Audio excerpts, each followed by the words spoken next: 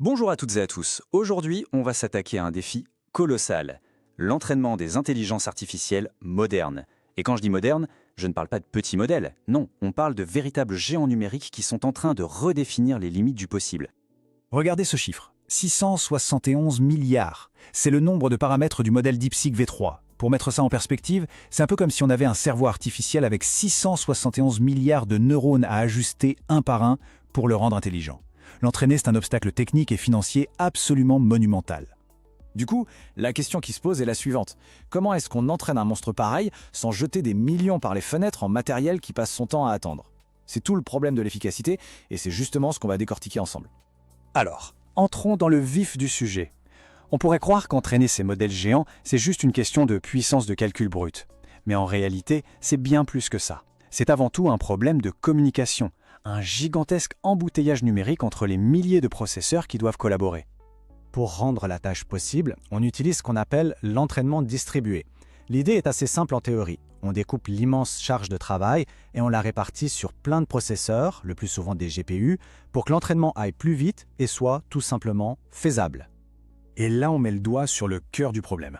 Les recherches le montrent. Pour les plus gros modèles, la communication entre les processeurs peut bouffer jusqu'à la moitié du temps total d'entraînement. C'est énorme.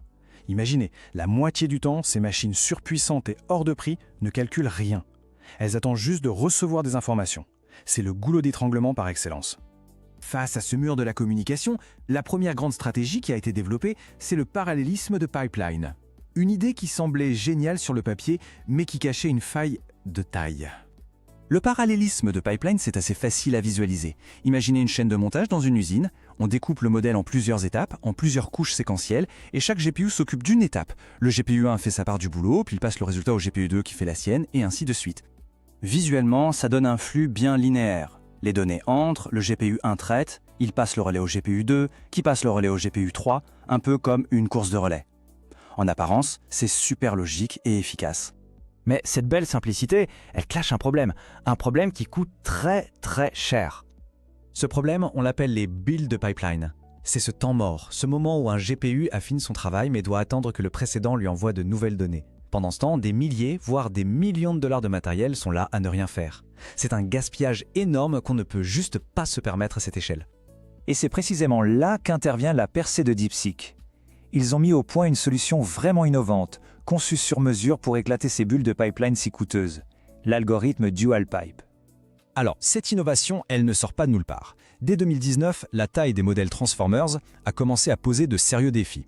Entre 2020 et 2023, le parallélisme de pipeline est devenu la norme, avec ses défauts.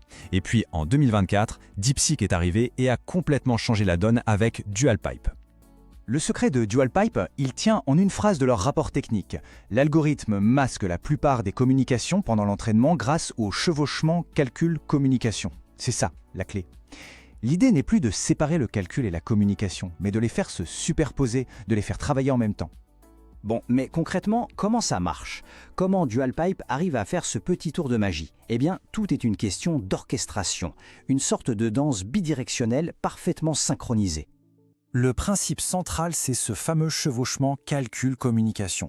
Pensez à un jongleur qui continue de faire tourner ses balles, ça c'est le calcul, tout en attrapant une nouvelle qu'on lui lance, ça c'est la communication. Il ne s'arrête pas de jongler pour attraper la balle. Eh bien un GPU avec Dual Pipe, c'est pareil. Il continue ses calculs complexes tout en envoyant et recevant des données. C'est du multitâche à très haute performance.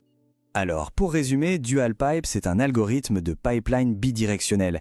Il gère deux flux en parallèle. La passe avant, où le modèle analyse ses données pour faire une prédiction, et la passe arrière, où il apprend de ses erreurs.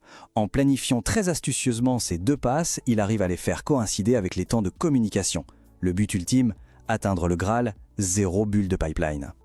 Et ce diagramme de planification, il montre bien la magie de l'algorithme. Chaque bloc de couleur, c'est une tâche. Un calcul vers l'avant, un ajustement vers l'arrière.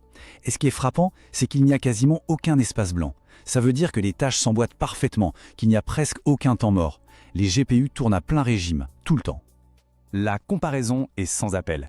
D'un côté, le pipeline traditionnel, avec son flux unique et ses grosses bulles d'inactivité, et de l'autre, Dual Pipe, avec son flux bidirectionnel qui pulvérise le temps mort et maximise l'utilisation des GPU. Le gain en efficacité est juste colossal. La théorie, c'est bien beau. Mais quel a été l'impact réel de cet algorithme? Eh bien, il a tout simplement permis de réaliser un projet qui semblait presque hors de portée. Le résultat, c'est l'entraînement réussi de DeepSeek V3, ce fameux modèle à 671 milliards de paramètres. Grâce à DualPipe, cet entraînement a été non seulement rentable, mais aussi, et c'est un point crucial, incroyablement stable. Pas de panne, pas de retour en arrière. Et les performances du modèle parlent d'elles-mêmes.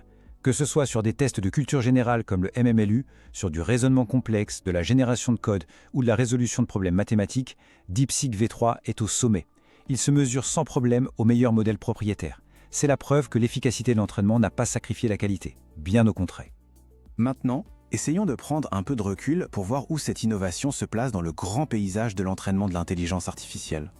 Il faut bien comprendre que DualPipe, cette version avancée du parallélisme de pipeline, c'est une pièce d'un puzzle beaucoup plus grand. Pour entraîner les plus gros modèles, on combine souvent cette technique avec deux autres stratégies. Le parallélisme de données, c'est comme si on donnait le même texte à plusieurs traducteurs. Et le parallélisme tensoriel, c'est comme si on découpait une énorme équation en petits morceaux. C'est la combinaison de ces trois piliers qui permet d'entraîner les monstres d'IA d'aujourd'hui. Pour finir, DualPipe a résolu un gigantesque problème d'embouteillage numérique. Mais ça nous amène à une question encore plus fondamentale. Maintenant qu'on commence à maîtriser ces goulots d'étranglement de la communication, quelle sera la prochaine grande barrière à franchir pour construire des machines vraiment intelligentes? La qualité des données? L'architecture même des modèles? Ou peut-être quelque chose qu'on n'a pas encore imaginé? La course est loin d'être terminée.